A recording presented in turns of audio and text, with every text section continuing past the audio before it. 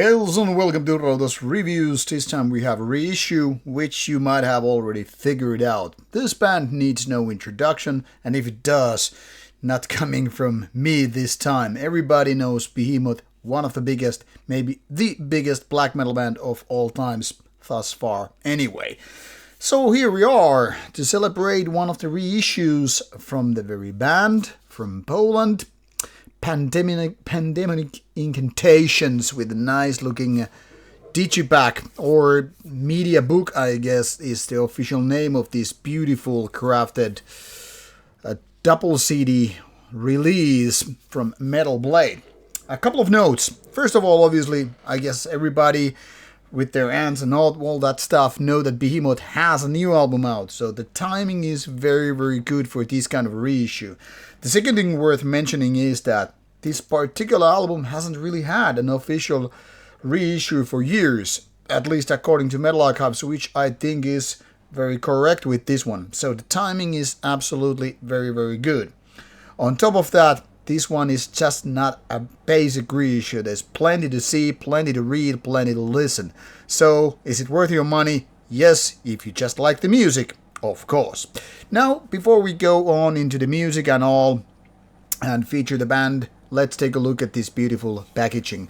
As you can see, everything is finally nicely detailed, including the tracklist photo. Even the graphics are redone. This is not the original cover, but a newer version. Comes with CD1 and CD2, which I will show it to you in a bit. Well, actually, I could start by showing the CDs because there's really not much to see. This is how it looks. Pandemonic Incantations. CD number 1 and then the CD number 2. Here we are. But the tracklist is of course what matters the most, and we'll take a look at that in a little bit later. First, we'll quickly go through this booklet. I'm not going to show each and every page by detail. This would take too long to go through that. But what you can see here is interviews with band members, both current and old ones, which makes this very fascinating. On top of that, there is also some statements, testimonials, whatever, beyond the band members. So there's like, for example, a short interview with label owner of the original release by this very album. So there's lots of interesting details to go with, including photos and whatnot. I'm just quickly browsing it through so you get to see what are you getting in case you are buying the physical copy, because I think that's always very important to understand. What you see is what you get. Something that, you know, typical written reviews don't always do. So if there's one benefit of doing video interviews, well, this is one of them. As you can see, there are these liner notes and other stuff included, and this track list is pretty wild. We're gonna look at that in a bit. So let's head to Metal Archive site for Behemoth from Poland, which started already in 1991. Now, this may sound even longer time than it actually is, but it's very, very much worth noting that back in 1991, a lot of these modern days bigger black metal acts didn't even exist. So yes, Behemoth was there very much ahead of their time in so many ways. Apart from some bands from Greece and obviously Norway, a lot of things were not really happening in 1991. I mean, there are plenty of bands which started like 1992, 1993, which are now seen as veterans of the genre, but, you know, there's a difference whether you started 1991 versus 1993, of course. However, Behemoth wasn't exactly very quick to go with the albums. Their first album was as late as 1995. That's not really late if you consider that it was 30 years ago, but like I said, some of the Norwegian black metal legends were a little bit having a kind of head start with 1991 releases and so forth. But we're not talking about that much in the past, but about this third album, Pandemonic Incantations, 1998. This was already the time when Behemoth was fully running on. That is, the engines were rolling, the production values were bigger than previously, and everything was, you know, just growing fast. Now, obviously, the band had pretty much under the belt before that. I mean, they already had Svendevith, Storming Near the Baltic, and Grom albums 1995 and 1996 respectively. The bigger ones were already still, on their way, coming, but already kind of pointing out that Behemoth was growing fast. They were really aggressive with their, putting out music very fast, and of course they were doing quality stuff. But this is already also the time when the band kind of had its momentum shift happening. While I wouldn't call Pandemonic Incantations exactly a transition phase of an album, that happened a little bit later, you can already kind of get the feeling that the music was evolving in so many ways. But what is interesting is that we're here also talking about Bewitching the Pomerania MCD or EP, which was also out to Solistonium Records back in 1997. 3 tracks originally. Why this is worth mentioning is what I'm gonna show it to you with this one, that if you go Metal Archive site, you will see that the original cover looks like this.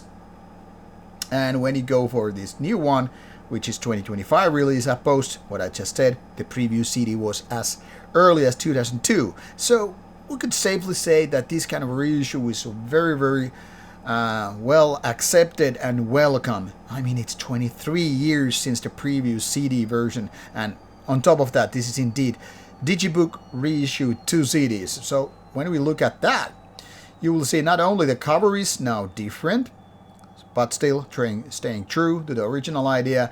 But you will also see that this has these 2 CDs. First is 9 tracks, or almost, well, this track length is not exactly showing true. It's almost 60 minutes if you include these hidden tracks which are not doing anything. I'll explain that in a bit.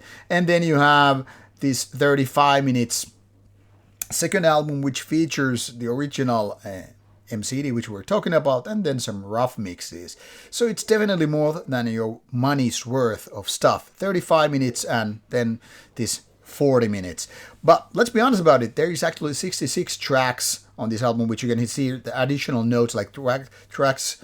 Sorry, this is about the nowadays version. This is just basically pointing out. I will show it to you what I mean if you go for other versions like this original one here. Additional notes mention here that track 8 is followed by 57 tracks of silence, 9 seconds each, and 66 track is outro. Which means that when we're talking about this current album, it shows you something like 56 minutes or whatever, but let's be honest about it, those extra tracks are just silence, which makes rather annoying to listen to. But apart from that, really, I mean, it's full album still nonetheless, and then you have about 35 minutes as bonus content. So with the added value, with the given booklet showing those extra pictures and having those interviews, yeah, this is definitely very much worth the money, even if you just like the first album and so on. So what are we really talking about when we're talking about Pandemonic Incantations in terms of music? Now, first things first, lineup on this album is officially just Nergal, taking care of vocals, guitars, bass, songwriting, lyrics. The main man of the band, which is very much true to this day, and Inferno as drumming, percussion.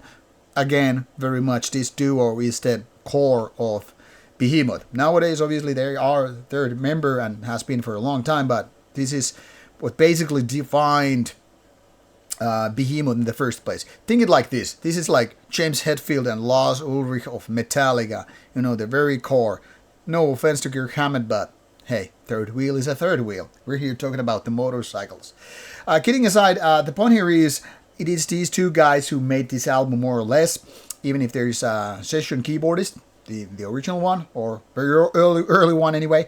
And musically, this is very, very much 1990s black metal, of course. People who have been listening to the earlier or later era Behemoth know roughly where this falls. It's not exactly that pagan black metal anymore, what started with the debut album, the kind of a Gravelandish take, maybe not as just raw, but still nonetheless.